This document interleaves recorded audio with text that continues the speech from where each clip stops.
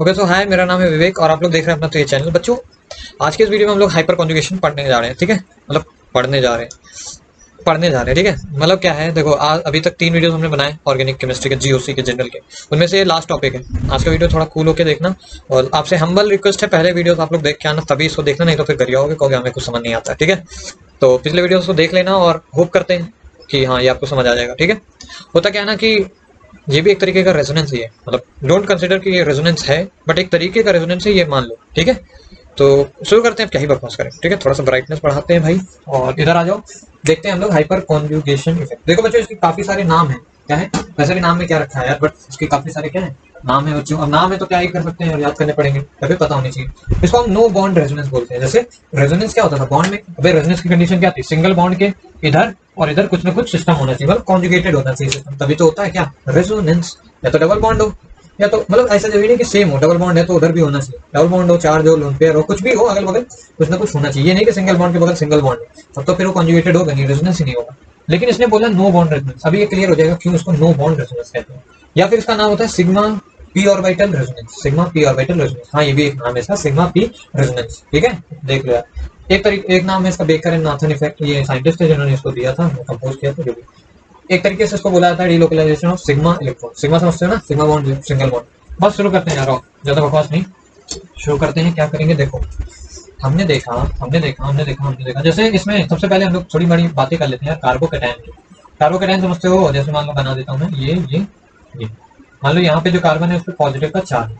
यहाँ पे ये क्या है, ये लाइन नोटेशन समझते हो ना, ये सबके एंड पे क्या है, कार्बन है। सभी के एंड पे कार्बन है। इस कार्बन पे, बीच वाले कार्बन पे क्या है, पॉजिटिव चार्ज है। क्यों पॉजिटिव है बच्चों, अबे होगा तो होगा, यहाँ पर कोई मान लो सीएल होगा, सीएल हेलोजन। अब क्या करेगा हेलोजन, भैया ज्यादा इलेक्ट्रोनेगेटिव होता है। यहाँ भाई बॉन्ड बनाया था पहले, बॉन्ड मतलब 2 इलेक्ट्रॉन थे, तो यहाँ 1 इलेक्ट्रॉन था, यहाँ पर 1 इलेक्ट्रॉन था। अब इसको पसंद नहीं आया तो इसने क्या किया, दोनों इलेक्ट्रॉन लेके भाग गया। जब मतलब सीएल के ऊपर पहले से 1 इलेक्ट्रॉन था, 1 इलेक्ट्रॉन इसका छीन लिया उसने, तो सीएल के ऊपर माइनस चार्ज आ गया।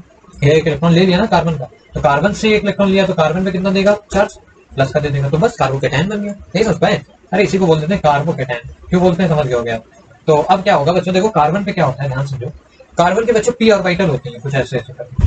अगर हम बोले एक कार्बन डबल बॉन्ड बना रहा है दूसरे कार्बन से, तो देखो होता कैसे डबल बॉन्ड, देखो सुनो। डबल बॉन्ड का मतलब होता है 1 सिग्मा 1 पाई। अगर ये कभी ऐसे लिखा हुआ है, इसका मतलब क्या है, नीचे वाला सिग्मा है, ऊपर वाला पाई, मतलब नीचे ऊपर नहीं कह रहा हूँ, मतलब 1 सिग्मा 1 पाई होगा। सिग्मा बॉन्ड देखो क्या होता है बच्चों, जब पी वाला और मतलब जब एस वाले ऑर्बिटल्स ओवरलैप होते हैं। अब ये नहीं आता तो आप एटॉमिक स्ट्रक्चर का वीडियो देखना। ये क्या है, ओवरलैपिंग है। देखो ध्यान से, ओवरलैप मतलब क्या है, इस तरीके का कुछ मतलब इस तरीके से क्या हो रहा है, ओवरलैपिंग हो रहा है, वैसे कुछ सिचुएशन है, मतलब बंद गए, इसीलिए तो बॉन्ड कहते हैं, बंद हिंदी में बोलते हैं बंद। ठीक है, तो इसको बन गया क्या, सिग्मा बॉन्ड, इसी को सिग्मा कह दिया। पाई बॉन्ड देखो बच्चों, यहाँ के इलेक्ट्रॉन्स के बीच में इंटरेक्शन के कारण होता है पी ऑर्बिटल से। ये कौन सी ऑर्बिटल, ये एस है। कार्बन में एस ऑर्बिटल भी होती है न्यूक्लियस के पास।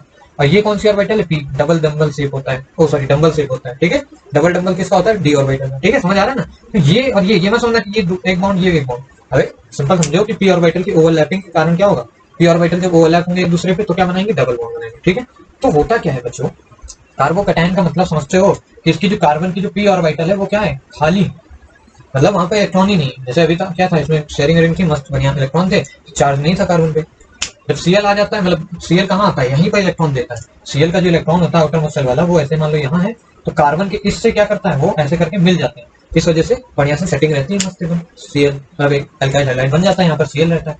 लेकिन यहाँ पर क्या है, पॉजिटिव आ गया, क्यों, क्योंकि क्लोरीन लेके भाग गया। ठीक है, तो बस बच्चों देखो, काफी बकवास कर ली, और अब हम लोग को हाइपर कॉन्जुगेशन बस सीखना है, ये है क्या, फिर इसमें क्या है, ये वो। अगर मान लो बच्चों एक कोई मैं ऐसी चीज दे दूं, एल्कीन वगैरह आपको पॉजिटिव चार्ज देते हैं, देखो जैसे मान लो कि हम लोग एक एग्जांपल में लेते हैं, जैसे CH3 single bond CH2 positive. ये क्या है, कार्बोकैटायन। देखो हाइपर कॉन्जुगेशन अभी समझाता हूँ। हाइपर देखो, इसके नाम से ही कुछ चीजें पता चला। हाइपर, हाइपर मतलब बहुत ज्यादा, कॉन्जुगेशन मतलब कॉन्जुगेशन, जैसे नहीं कॉन्जुगेशन में मतलब क्या, रेजोनेंस होता था। अब क्या है, हाइपर कॉन्जुगेशन। हाइपर मतलब बहुत ज्यादा रेजोनेंस, जहां पर बहुत ज्यादा रेजोनेंस की बातें होंगी वो क्या होगा, हाइपर कॉन्जुगेशन होगा। समझ आ रही, अभी समझ जाओगे थोड़ी देर में। इसका मतलब क्या है, देखो CH3 मीन्स क्या है, ये ऐसे कुछ लगा हुआ, CH मस्त, इधर यहाँ पर 2 हाइड्रोजन लगे थे, यहाँ Cl था, क्योंकि भैया Cl क्या होता है, मोर इलेक्ट्रोनेगेटिव होता है। तो मान लो उसने अपने इलेक्ट्रॉन लेके क्या कर देगा, फुल हो जाएगा और यहाँ से पॉजिटिव चार्ज ले आएगा, ऐसा कुछ हुआ है। ठीक है जुगाड़। अब होगा क्या, देखो देखो देखो, इसको ध्यान से बनाता हूँ। देखो यहाँ पर क्या है, कार्बन के ऊपर ध्यान से समझोगे तो कार्बन के पास क्या है, पी ऑर्बिटल है, ऐसे सेम टू सेम यहाँ भी है, कार्बन का क्या है, पी ऑर्बिटल है, ऐसा और ऐसा। ये वाला पी ऑर्बिटल है, पॉजिटिव चार्ज है, यहाँ पर क्या है, एक हाइड्रोजन इस तरीके से लगा है, और नीचे सॉरी हाँ ये पी ऑर्बिटल से एक हाइड्रोजन ऐसे बना हुआ है, समझो बात को। मतलब क्या है, इसके एस से इसके एस ने मतलब कर लिया। अबे कार्बन के पास क्या है, एस ऑर्बिटल पी ऑर्बिटल सब 1s2 2s2। हाइड्रोजन के पास केवल एस ऑर्बिटल है, तो एस ऑर्बिटल गोला शेप लेके आई, इसके पी के साथ क्या है ओवरलैप कर लिया, मतलब सिग्मा बॉन्ड बना लिया। अबे सिंगल नहीं, इसको ये जो ऐसे लिखा है तुमने उसी को मैंने ऐसे कर दिया। अब क्या है, इधर क्या होगा बच्चों, ध्यान से देखो, इधर से एक हाइड्रोजन यहाँ से बंधा हुआ है, एक हाइड्रोजन यहाँ से बंधा हुआ है, 2 इलेक्ट्रॉन है ना, तो 2 इलेक्ट्रॉन ऐसे दर्शा दिए। यहाँ पर 2 इलेक्ट्रॉन है, सेम टू सेम ऐसे हाइड्रोजन क्या है यहाँ पर है, ध्यान समझो, समझ आ रही बात। यहाँ पर क्या है, 2 इलेक्ट्रॉन, समझो बात। अभी एक बॉन्ड 2 इलेक्ट्रॉन ना, तो ये समझ लो इलेक्ट्रॉन्स क्या हो रही, शेयरिंग हो रही है या फिर इलेक्ट्रॉन्स हैं इस तरीके से, ठीक है। यहाँ पर क्या है बच्चों, पॉजिटिव चार्ज क्या है, इसके पास भैया कमी है, ध्यान से सोचो, इस ऑर्बिटल में क्या है, कमी इलेक्ट्रॉन्स की। अब उसके बगल में बच्चों, बगल में ही देखो इलेक्ट्रॉन डेंसिटी, मतलब क्या है, इलेक्ट्रॉन यहाँ बढ़िया ऐसे में ढिंग ढिंग करके क्या कर रहे हैं, वाइब्रेट कर रहे हैं। अबे वाइब्रेट होती रहती है ना, बॉन्ड जो होते हैं स्ट्रेन में होते हैं, तो ऐसे करके समझ लो, इस तरीके हिला करते हैं वाइब्रेट। तो क्या होगा, बगल में ही भैया इलेक्ट्रॉन खूब सारा है, इलेक्ट्रॉन डेंसिटी इधर नहीं है, तो होगा क्या बच्चों, ये इसको बुलाएगा, अबे अपनी तरफ बुलाएगा, मतलब घसीटेगा नहीं, सेबल क्या होगा, अट्रैक्शन हो।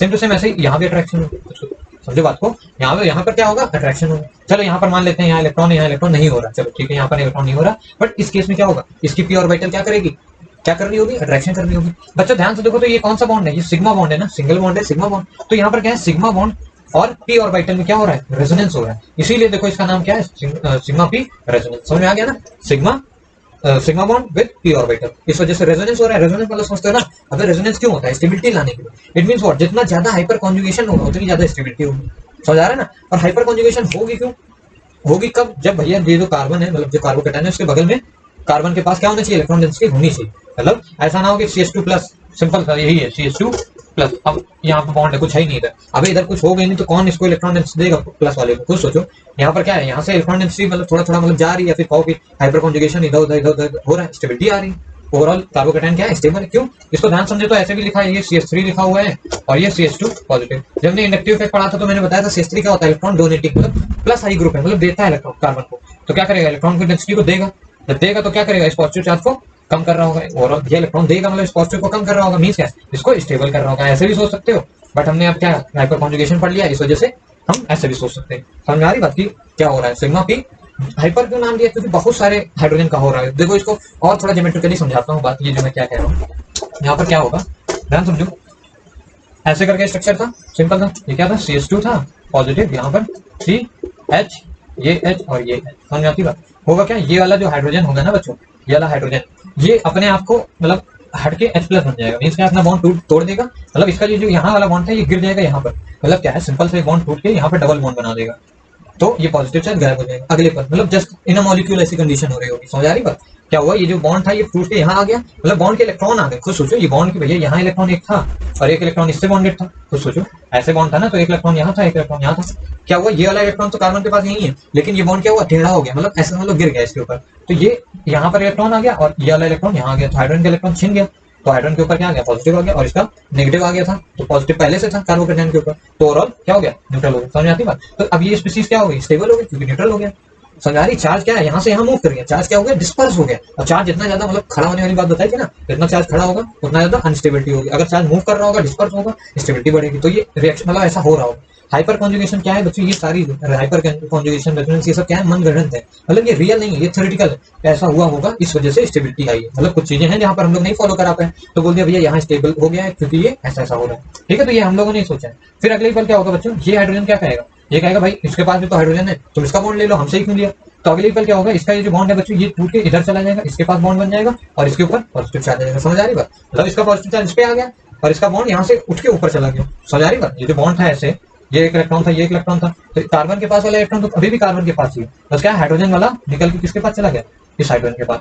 तो इसके ऊपर पहले पॉजिटिव था तो जीरो न्यूट्रल हो गया और इसके ऊपर पॉजिटिव आ गया। सेम टू सेम अगली पल क्या होगा, मतलब अगर इसके क्या बनाए स्ट्रक्चर बनाए रेजोनेटिंग स्ट्रक्चर, तो सबसे पहले इस पे पॉजिटिव था, दूसरे केस में क्या होगा, सिंपल सी बात है, यहाँ डबल बॉन्ड CH2, दूसरे केस में यहाँ हाइड्रोजन आ जाएगा, यहाँ H प्लस हो जाएगा, यहाँ पर हाइड्रोजन था। तीसरे केस में अगर बनाओगे इसको ध्यान से समझो, तो ये डबल बॉन्ड CH2, यहाँ पर क्या है हाइड्रोजन है और यहाँ पर हाइड्रोजन आ जाएगा, यहाँ वाला हाइड्रोजन H प्लस हो जाएगा। तो ध्यान से देखो ये क्या एल्कीन में बन गया और थोड़ा स्टेबल हो गया। तो हुआ क्या बच्चों, हाइड्रोजन मतलब चार्ज क्या हो रहा है, डिस्पर्स हो रहा है। और फिर इसके बाद क्या होगा, इसके बाद फिर से वही कंडीशन C, यहाँ पर तीनों में क्या H H H यहाँ पर CH2 पॉजिटिव, फिर से वही कार्बोकेटायन वाला इनिशियल स्टेट बन जाएगा। तो ऐसे क्या हुआ, इसके ऊपर जो चार्ज था कार्बन के ऊपर, वो हाइड्रोजन में मतलब क्या हुआ, सर्कुलेट हो गया, चार्ज मूव कर गया। चार्ज मूव कर जाएगा तो थोड़ी स्टेबिलिटी आ जाएगी, ठीक है। अगर चार्ज एक जगह होगा तो बहुत अनस्टेबल होगा ना कंपाउंड। तो कार्बोकेटायन कैसे स्टेबल हुआ, ऐसे ऐसे मूवमेंट हुआ। बच्चों कार्बोकेटायन मतलब जहां जिस कार्बन के ऊपर पॉजिटिव चार्ज होता है उसके बगल वाले कार्बन को हम लोग कहते हैं अल्फा कार्बन। क्या बोलते हैं, अल्फा कार्बन, ठीक है। इस अल्फा कार्बन से अटैच जितने भी हाइड्रोजन है उनको बोलते हैं अल्फा हाइड्रोजन, अल्फा हाइड्रोजन। याद रखना बच्चों, जितने ज्यादा अल्फा हाइड्रोजन उतने ज्यादा क्या, हाइपर कॉन्जुगेशन। अगर मान लो और हाइड्रोजन होते, मान लो यहाँ पर क्या होता है, यहाँ से अटैच होता मान लो CH3 होता, ये क्या है, यहाँ पर अटैच CH3, तो क्या होगा बच्चों, CH3 होगा तो इससे अटैच, ओ सॉरी सॉरी सॉरी थोड़ा गड़बड़ बोलिए, हाँ मान लो यहाँ पर अटैच CH3, तो अब क्या इसके जो कार्बन होंगे क्या अल्फा हाइड्रोजन होंगे, नहीं बच्चों। इस कार्बन के पास क्या होगा, CH3 है, मींस क्या इसके पास HH है, तो बट अल्फा हाइड्रोजन केवल हम उस कार्बन को बोलेंगे जो क्या होगा, इस CH2 पॉजिटिव से डायरेक्टली अटैच्ड होगा। तो अब अल्फा हाइड्रोजन कितने हो गए, 2 हो गए, पहले 3 थे, यहाँ भी हाइड्रोजन था, अब 2 हो गए, तो क्या होगा, स्टेबिलिटी कम होगी। समझ में आ रही बात, ये कम स्टेबल होगा किससे, अपने पिछले वाले से। पिछला वाला कौन सा था, ये। अगर मान लो 2 स्ट्रक्चर देता वो और ये वाला, तो कौन ज्यादा स्टेबल होता, ये। क्यों, समझ आ रहा है ना, जितने ज्यादा अल्फा हाइड्रोजन उतनी ज्यादा स्टेबिलिटी। देखो अल्फा हाइड्रोजन की वजह से हो क्या रहा है, एक तरीके से रेजोनेंस बन रहा है। तो कितने रेजोनेटिंग स्ट्रक्चर है, 1 2 3, समझ में आ रही बात। जैसे रेजोनेंस में बताया था सेम वैसी चीजें हो रही है, इसलिए इसका नाम इसका हाइपर कॉन्जुगेशन है, क्योंकि बहुत ज्यादा अंधा रेजोनेंस हो रही है, हाइपर एकदम। और रेजोनेंस बच्चों देखो वहां पर क्या थी, पाई बॉन्ड इन्वॉल्व था, पाई इलेक्ट्रॉन्स इन्वॉल्व थे रेजोनेंस में हमेशा, चाहे बेंजीन हो चाहे कुछ भी हो, क्या था, डबल बॉन्ड थे। बट बच्चों इस केस में क्या है ना, यहाँ पर सिग्मा बॉन्ड, सिग्मा बॉन्ड, अबे कार्बन और हाइड्रोजन के बीच में सिंगल बॉन्ड का रेजोनेंस हो रहा है ना, यही बॉन्ड से चेंज होकर यहाँ डबल बॉन्ड बना लिया इस पे पॉजिटिव। तो देखो हुआ क्या, सिंगल बॉन्ड का रेजोनेंस हो रहा है, किसका, सिग्मा बॉन्ड का। तो सिग्मा बॉन्ड का रेजोनेंस हो रहा है, इसलिए थोड़ा नए टाइप का रेजोनेंस है। यहाँ पर समय क्या था, डबल बॉन्ड का रेजोनेंस हो रहा था, पाई बॉन्ड का, पाई इलेक्ट्रॉन मूव कर रहा था बढ़िया से। क्या हो रहा था, ये इलेक्ट्रॉन ऐसे कूद जा रहा था, ये यहाँ कूद जा रहा था, ये यहाँ पर पाई इलेक्ट्रॉन का हो रहा था। इस केस में सिग्मा बॉन्ड का हो रहा है, मतलब सिंगल बॉन्ड। समझ में आती बात। अब इसी पे थोड़े मोड़े एग्जाम्पल देखते हैं। अब बच्चों जैसे कि यही एक सवाल है, सिंपल सा ये सवाल है, CH3CS पॉजिटिव चार्ज कार्बोकेटायन है, जो कि इसमें पूछा number of resonating structure, number of hyper conjugating resonating structure. बच्चों जितने नंबर ऑफ रेजोनेटिंग स्ट्रक्चर बराबर होते हैं नंबर ऑफ अल्फा हाइड्रोजन, हमेशा याद रखो, जितने नंबर ऑफ अल्फा हाइड्रोजन उतने ज्यादा रेजोनेटिंग स्ट्रक्चर, ठीक है। तो यहाँ पर कितने, हमेशा तो कोई पॉजिटिव चार्ज वाले कार्बन से जुड़ा हुआ है, जो कार्बन होता है उसमें उसको बोलते हैं अल्फा कार्बन, और उसके हाइड्रोजन को बोलते हैं अल्फा हाइड्रोजन। तो यहाँ 3 है, साथ ही साथ ये भी तो जुड़ा हुआ है, तो यहाँ भी 3, तो ओवरऑल कितने नंबर ऑफ रेजोनेटिंग स्ट्रक्चर कितने हो जाएंगे, 6। समझ में आती बात, ठीक। अब बच्चों इतनी सी नॉलेज से ये जेई 2019 में एक शून्य वर्ग का सवाल आया था, ये कार्बोकेटायन है, इस पे पॉजिटिव चार्ज ऐसा पूछा, number of no bond resonate, मतलब number of no bond resonating structure, simple hyper conjugation के कितने स्ट्रक्चर बनेंगे। तो ये भी बताया नंबर ऑफ जो होते हैं स्ट्रक्चर्स वो किसके बराबर होते हैं, नंबर ऑफ अल्फा हाइड्रोजन। तो अल्फा हाइड्रोजन देख लो, इससे अटैच कार्बन, यहाँ पर कितने अल्फा हाइड्रोजन है, 3 है, ठीक है, तो 3 हो गई ये। साथ ही साथ यहाँ पर से अटैच ये भी है, तो यहाँ पर 2 हाइड्रोजन प्लस 2, ये भी तो कार्बन बच्चों अटैच है, ये बस उतना ही बेंजीन है भाई, कुछ बना ही नहीं, रिंग ना फिर बॉन्ड दिए हैं, तो कैसे कैसे ये क्या है, साइक्लोहेक्सेन होगा, ठीक है। ये कार्बन पे क्या है बच्चों, एक हाइड्रोजन होगा, तो सोचो इस कार्बन पे एक हाइड्रोजन होगा ना, तो कितने हो गए, प्लस का 1 एक और, क्योंकि ये भी कार्बन तो अटैच है ना इससे, तो कितने हो गए, 6 रेजोनेटिंग स्ट्रक्चर। समझ में आ रहा है, सिंपल सा सवाल है, 2019 में आया, बहुत ही आसान, ऐसे ही सवाल आते हैं, मतलब ऐसे तो आएंगे नहीं, ठीक है, इतना लल्लू आपके सेट में नहीं होगा, ठीक है। आगे देखते हैं। अब बच्चों एक छोटा सा सवाल है, स्टेबिलिटी का ऑर्डर पूछा गया है, स्टेबिलिटी का ऑर्डर पूछा गया 1 2 3 4, सबसे ज्यादा स्टेबल कौन है भैया, stability directly proportional to number of alpha hydrogen, मतलब जो पॉजिटिव चार्ज है उससे जो जुड़े हुआ कार्बन होगा उसके अल्फा हाइड्रोजन। यहाँ तो भैया 0 है, अल्फा हाइड्रोजन क्या है, अबे इसमें कोई कार्बन ही अटैच है इससे, तो क्या होगा, अल्फा हाइड्रोजन 0। 3 मत बोल देना भैया, इस कार्बन पे नहीं, इससे जो जुड़े हुए कार्बन है उसको अल्फा कार्बन बोलते हैं ना, जैसे इस केस में। तो इसमें नंबर ऑफ अल्फा हाइड्रोजन कितने हो गए, 3 हो गए। यहाँ तो देखो, यहाँ अल्फा हाइड्रोजन कितने हो गए, ये भी जुड़ा है, ये भी जुड़ा है, 6 हो गए, और ऐसे ही यहाँ पर 9। सबसे ज्यादा स्टेबल कौन सा, ये, इसको बोलते हैं बच्चों 3 डिग्री कार्बोकेटायन। 3 डिग्री क्यों, क्योंकि जो कार्बोकेटायन है जिसपे पॉजिटिव चार्ज है वो 3 दूसरे कार्बन से क्या है, डायरेक्टली अटैच्ड है, 3 कार्बन से अटैच है, इसलिए 3 degree. 3 degree is more stable then 2 degree, more stable then 1 degree. मतलब ये स्टेबिलिटी का ऑर्डर होता है किसमें, कार्बोकेटायन में, याद रख लो यार, कार्बोकेटायन। समझ में आती है, अबे कार्बोकेटायन समझ गए हो यार अब तक तो, क्यों, क्योंकि अल्फा हाइड्रोजन वाला ठंडा होता है, ठीक है। आगे देखते हैं। अब बच्चों हाइपर कॉन्जुगेशन देख लेते हैं, फ्री रेडिकल। फ्री रेडिकल समझते हो, जैसे कार्बोकेटायन था वैसे ही फ्री रेडिकल होता है एक, देखो क्या है, जैसे मान लो अगर तुम्हारे पास ये है CH3 C, ऐसे मान लो CH2 ऐसा करके मान लो, कंपाउंड है, थोड़ा सा गंदा हो गया, H और यहाँ पर H। तो बच्चों क्या होगा, इस कार्बन का एक इलेक्ट्रॉन यहाँ, एक इलेक्ट्रॉन यहाँ शेयर्ड है। अगर मान लो किसी तरीके से इसमें क्या हो जाए, होमोलिटिक फिजन हो जाए, क्या हो जाए, होमोलिटिक फिजन। होमोलिटिक समझते हो, होमो से समझ में आ रहा होगा आपको, होमोलिटिक मतलब ये जो इलेक्ट्रॉन है, एक इलेक्ट्रॉन कार्बन ले जाए, एक इलेक्ट्रॉन हाइड्रोजन, ऐसा ना हो कि हाइड्रोजन इसके इलेक्ट्रॉन को घसीट ले जाए। ऐसा कब होता है, जब कोई एक ज्यादा इलेक्ट्रोनेगेटिव होता है। तो होमोलिटिक फिजन तब अगर होता है बच्चों, जब इलेक्ट्रोनेगेटिविटी का डिफरेंस बहुत कम हो, जैसे हाइड्रोजन और कार्बन में दोनों की लगभग इलेक्ट्रोनेगेटिविटी सेम होती है। इस वजह से क्या होगा, एक इलेक्ट्रॉन हाइड्रोजन लेगा, एक इलेक्ट्रॉन कार्बन लेगा। तो कार्बन जब ले गया तो क्या बन गया बच्चों, ध्यान तो देखो, ये CH3 ऐसे अटैच्ड है, सिंपल ये हाइड्रोजन मतलब CH2 और उसके ऊपर ये गोला। कभी भी ऐसा लगाओ गोला, गोले को क्या कहते हैं, फ्री रेडिकल। समझ आता है, फ्री रेडिकल मतलब एक इलेक्ट्रॉन है, माइनस चार्ज नहीं, मतलब एक इलेक्ट्रॉन, मतलब सिंपल दो इलेक्ट्रॉन होते हैं तो लोन पेयर होता है, दो इलेक्ट्रॉन से पेयर हो जाता है। ये एक इलेक्ट्रॉन है, मींस क्या है, ये अभी भी क्या है, इसकी जो पी ऑर्बिटल है उसमें क्या है, पहले क्या था, पॉजिटिव चार्ज का मतलब कुछ भी, एक कोई इलेक्ट्रॉन नहीं था, ये क्या था, कार्बोकैटायन। अब इस जो पी ऑर्बिटल है इसके अंदर एक इलेक्ट्रॉन है, मींस एक ही इलेक्ट्रॉन है, दो इलेक्ट्रॉन नहीं, सिंपल एक। तो अभी तो ये इलेक्ट्रॉन का क्या है, इलेक्ट्रॉन डिफिशिएंट है। और इसके बगल में जो कार्बन है, मतलब जो CH3 है, वो क्या है, 3 हाइड्रोजन ऐसे लगे, मतलब इसके बगल में तो मस्त बढ़िया से क्या है, हाइड्रोजन इलेक्ट्रॉन है, मतलब इसके बगल में तो इलेक्ट्रॉन डेंसिटी खूब सारी वाइब्रेट कर रहे हैं, लेकिन इधर क्या है, इलेक्ट्रॉन की डेंसिटी कम है क्योंकि इलेक्ट्रॉन डेफिशिएंट है। तो होगा क्या बच्चों, फिर से वही चीज क्या होगी, थोड़ा थोड़ा चार्ज का डिस्पर्जन होगा, चार्ज का डिस्पर्जन होगा, और डिस्पर्जन होगा तो क्या होगा बच्चों, स्टेबिलिटी आएगी। तो क्या होगा, फ्री रेडिकल स्टेबल हो जाएंगे। समझ में आ रही बात। तो फ्री रेडिकल की स्टेबिलिटी भी वैसी ही होगी जैसे कार्बोकैटायन में होता है। समझ में आ रही, अबे मतलब जितने ज्यादा अल्फा हाइड्रोजन होगी उतनी ज्यादा स्टेबिलिटी होगी फ्री रेडिकल की। मतलब अगर मैं बोलूं कौन सा फ्री रेडिकल सबसे ज्यादा स्टेबल है, CH2 ये CH3 या फिर CH फ्री रेडिकल CH3 और CH3, इनमें से कौन सा ज्यादा स्टेबल है। तो ध्यान से देखो, नंबर ऑफ अल्फा हाइड्रोजन क्या है, यहाँ पर ज्यादा है। अरे जैसे पॉजिटिव चार्ज के मतलब कनेक्टेड वाले कार्बन को क्या बोलते हैं, अल्फा कार्बन, वैसे यहाँ फ्री रेडिकल से जो कनेक्टेड कार्बन है उसको अल्फा कार्बन। तो एक ये यहाँ पर क्या है, 6 अल्फा हाइड्रोजन है और यहाँ पर 3। तो ज्यादा अल्फा हाइड्रोजन होंगे तो ज्यादा स्टेबिलिटी होगी। समझ आ रही बात। तो बस जैसे वहां था वैसे ही यहाँ पर भी है, ये क्या है, फ्री रेडिकल्स होते हैं। ठीक है, अब बच्चों क्या करते हैं हम लोग, एल्कीन के केस में हाइपर कॉन्जुगेशन देखते हैं। एक छोटी सी एल्कीन ले लेते हैं, CH3 CH2 डबल बॉन्ड, नहीं CH डबल बॉन्ड CH2, ऐसा कुछ करके क्या है, ये एल्कीन है, सारी वैलेंसी देखो सेटिस्फाई है। ठीक है, ये CH3 होगा क्या बच्चों, ये क्या है, ये जो देखो इस केस में क्या होता है, एल्कीन मतलब क्या है, डबल बॉन्डेड कार्बन से, डबल बॉन्डेड कार्बन से बगल में जो जुड़ा हुआ कार्बन है, डबल बॉन्डेड कार्बन से मतलब या फिर बोले डबल बॉन्ड से बगल वाला जो कार्बन है उस कार्बन को अल्फा कार्बन बोलते हैं।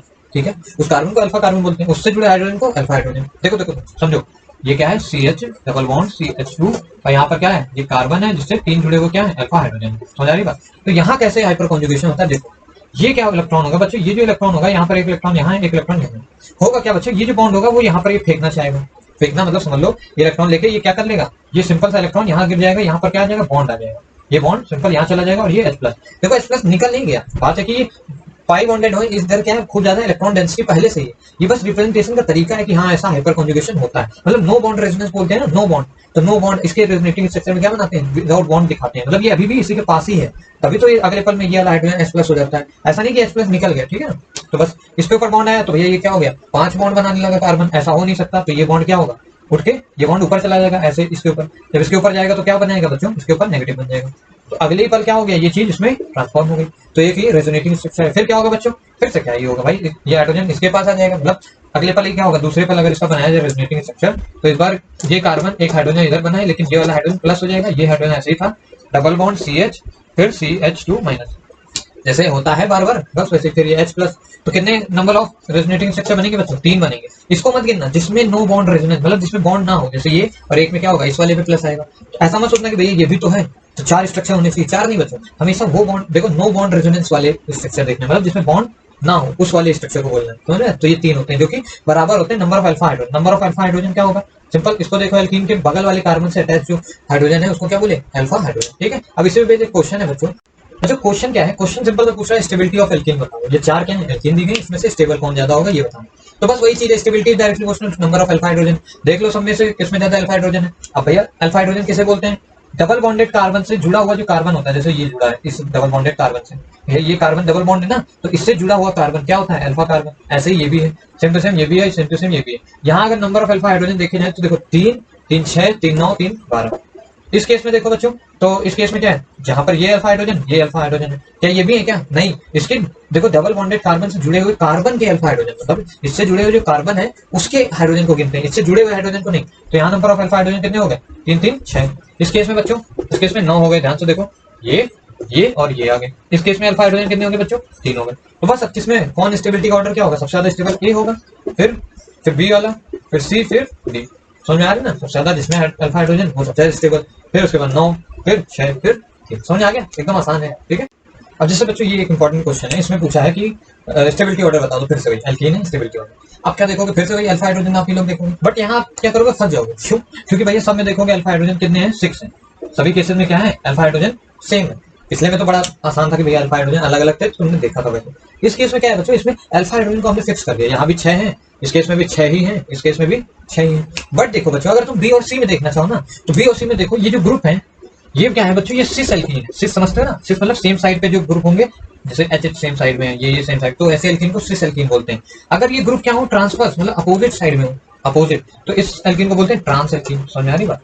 तो जनरली क्या होता है, ट्रांस वाला मतलब ट्रांस वाली जो होती है, ट्रांस वो मोर स्टेबल होता है सिस, मतलब जनरली क्या होता है, ट्रांस वाली alkene is more stable than cis provided alpha जो हाइड्रोजन है वो सेम होनी चाहिए। ऐसा नहीं, सबसे पहले तो हम लोग अल्फा हाइड्रोजन ही देखेंगे किसमें ज्यादा है, उसके बाद जब अल्फा हाइड्रोजन सेम होंगे उसके बाद हम देखेंगे क्या, ट्रांस वाला इज मोर स्टेबल देन किससे, इट मींस व्हाट, सी और बी में तो कंपेयर होगा कि C is more stable than B, C और बी। क्यों भैया ट्रांस, क्यों? क्योंकि भैया अपोजिट डायरेक्शन में होंगे तो क्या होंगे, मिनिमम रिपल्सन होगा। कुछ सोचिए कि बड़ा ग्रुप है CH3, ये बड़ा, अगर सेम साइड में होंगे तो खूब रिपेल कर रहे होंगे, मतलब अनस्टेबिलिटी आ रही होगी।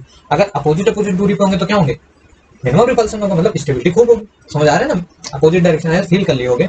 अब बात है ए में क्या होना चाहिए, अगर ध्यान से देखोगे तो ए में कहोगे यार इसमें सेम ग्रुप सेम साइड पे है तो खूब रिपल्सन हो रहा होगा, इस वजह से ये खूब लीस्ट स्टेबल होना चाहिए, मतलब ये ए वाला यहाँ होना चाहिए। बट ध्यान से जब देखो, जब कैलकुलेट किया गया तो बच्चों सबसे ज्यादा स्टेबल ए वाला मिला, मतलब ये कैलकुलेटेड है, मतलब ए क्यों सबसे ज्यादा स्टेबल हुआ बच्चों। देखो अब यहाँ पर एक नई चीज सीखोगे, हाँ अल्फा हाइड्रोजन सबसे पहले देखोगे कि जिसमें अल्फा हाइड्रोजन ज्यादा वो ज्यादा स्टेबल। फिर अगर ऐसी कोई एल्कीन है जिसमें ट्रांस और सिस वाली कंडीशन लगा सकते हो, प्रोवाइडेड अल्फा हाइड्रोजन सेम हो। ऐसा नहीं कि इसमें अल्फा हाइड्रोजन ज्यादा है फिर भी तुम ट्रांस सिस देख रहे हो, अगर इसमें हाइड्रोजन ज्यादा है और वो ट्रांस है तब थोड़ी वो ट्रांस वाला स्टेबल होगा ज्यादा, तब तो अल्फा हाइड्रोजन ज्यादा वाले स्टेबल होगा ना। बट अगर अल्फा हाइड्रोजन सेम है, अगर ये ट्रांस है तो ज्यादा स्टेबल होगा।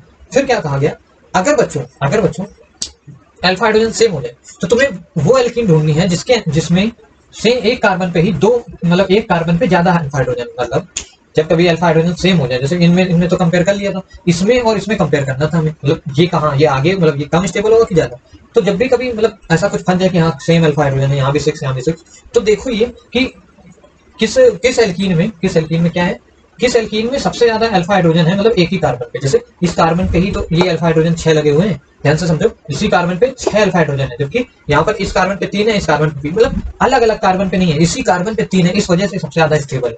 मतलब क्या है, अल्फा हाइड्रोजन ज्यादा होंगे तो बहुत स्टेबल होगा। अगर एक ही कार्बन पे खूब ज्यादा अल्फा हाइड्रोजन है, जैसे यहाँ पर देखो इसी में क्या है, सिस्टरी खूब सारे अल्फा हाइड्रोजन है, इस कार्बन पे 3 और 3 6 अल्फा हाइड्रोजन, यहाँ क्या है, इस कार्बन पे 3 है, इस कार्बन पे 3 है, सेम टू सेम यहाँ भी इस कार्बन पे 3, इस कार्बन पे 3, इसमें क्या है, इसी कार्बन पे 6 अल्फा हाइड्रोजन है। तो जब कभी सेम अल्फा हाइड्रोजन वाला फंक्शन पड़ जाए तो ये भी सोचना कि क्या सोचना कि जिस कार्बन पे सेम ही मतलब खूब ज्यादा अल्फा हाइड्रोजन होंगे, सेम कार्बन पे खूब सारे अल्फा हाइड्रोजन होंगे तो क्या होगा, वो ज्यादा स्टेबल होगा। इस वजह से ए वाला सबसे ज्यादा स्टेबल है इन दोनों में से। इन दोनों में से तो ट्रांस वाला स्टेबल है, यानी ये ज्यादा स्टेबल है। लेकिन तीनों में से ये क्यों सबसे ज्यादा स्टेबल है, क्योंकि सेम कार्बन पे मतलब सॉरी सेम मतलब अरे यार क्या बोले इसको, ये क्या था, ये डबल बॉन्डेड कार्बन था, इससे जुड़ा हुआ कार्बन क्या था, अल्फा कार्बन था, तो इससे जुड़े हुए हाइड्रोजन अल्फा हाइड्रोजन। तो यहाँ पर क्या है बच्चों, इस कार्बन पे 6 अल्फा हाइड्रोजन एक साथ, जबकि यहाँ पर इस कार्बन पे 3 अल्फा हाइड्रोजन है अकेले, और फिर इस कार्बन पे 3, मतलब ओवरऑल कंपाउंड में 6 अल्फा हाइड्रोजन है, बट अकेले अकेले कार्बन पे 3 3 है, यहाँ भी 3 3 है। बट इसमें क्या था, एक अकेले कार्बन पे ही 6 इलेक्ट्रॉन है, पूरे कंपाउंड के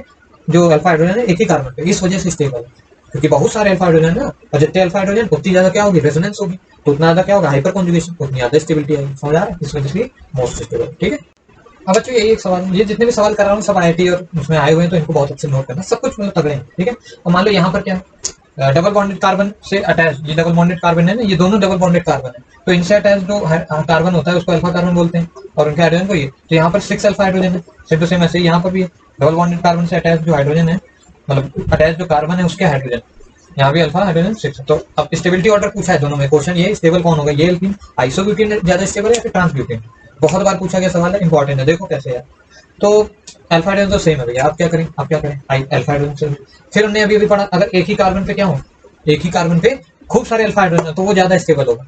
तो यहाँ पर इस कार्बन पे अकेले 3 अल्फा हाइड्रोजन इधर, इस कार्बन पे 3 इधर, यहाँ जबकि यहाँ पर इसी कार्बन पे 3 अल्फा हाइड्रोजन क्या है, एक ही जगह पे, इसलिए ये क्या होगा, सबसे स्टेबल होगा। समझ आ रहा है ना, इन दोनों में से मतलब स्टेबिलिटी कैसे देखा आपने, समझ आ रहा है। तो दिस इज मोर स्टेबल, क्यों, अबे यहाँ ओवरऑल कंपाउंड पे 6 अल्फा हाइड्रोजन इसके पास भी है, ओवरऑल कंपाउंड पे इसके पास भी 6 अल्फा हाइड्रोजन, लेकिन इसी कार्बन के पास यहाँ 6 अल्फा हाइड्रोजन है, मतलब एक कार्बन पे ही 6 अल्फा हाइड्रोजन, जबकि यहाँ पर इस कार्बन पे 3 अल्फा हाइड्रोजन, साथ साथ इस कार्बन पे 3 है। नहीं समझ पाए, अगर एक ही कार्बन में खूब सारे अल्फा हाइड्रोजन है तो वो सबसे स्टेबल होगा। अभी भी पिछला सवाल भी यही करा, तो बस ये भैया ये सब सवाल आए हुए हैं यार, मतलब बार बार रिपीटेड है, इससे ज्यादा कुछ नहीं आ जाएगा। ठीक है, हाइपर कॉन्जुगेशन है, वैल्यू है। ठीक है, तो बच्चों यहाँ से ये जो हाइपर कॉन्जुगेशन था, जितने भी इफेक्ट है वो सब खत्म हो गए, और अब कल से हम लोग क्या करेंगे, ऑर्गेनिक मेन जो मेन ऑर्गेनिक है, जनरल ऑर्गेनिक केमिस्ट्री खत्म हो गई।